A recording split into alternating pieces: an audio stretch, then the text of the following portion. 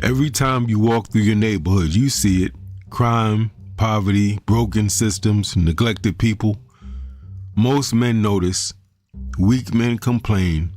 Strong men do something about it. Which one are you?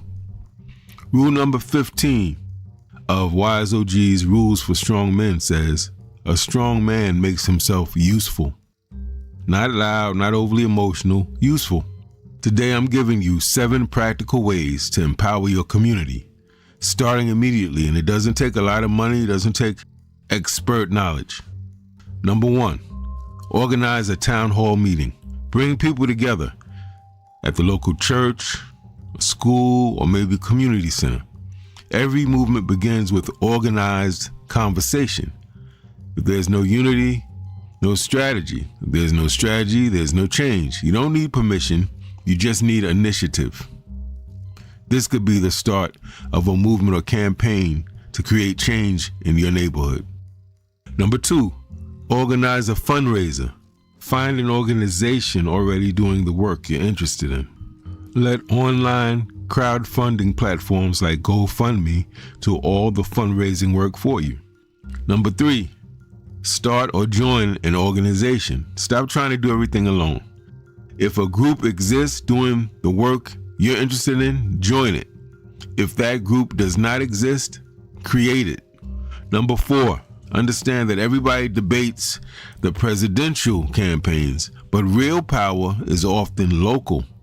The stuff that's going on in your city council is affecting things that operate right in your neighborhood. Things like school budgets, housing decisions, community policies. And here's the thing, you don't need a degree, you don't need any elite credentials. What you need is commitment and credibility, and usually you have to live in the place where you're running to be an elected official. Number 5, start a business. Look at your neighborhood, assess what's missing.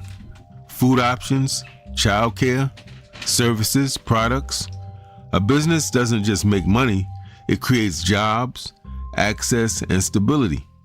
And we all know that economic power is an important form of community power. Number 6, start or support a food pantry.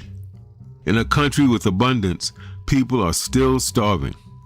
So partner with a church, a school, or community center, or create a food pantry yourself. When you feed people, you stabilize families, and when you stabilize families, you strengthen your community. Number 7, build a mentorship pipeline. We call this the multiplier effect. This is where most men fall short. They help once, but they don't build continuity.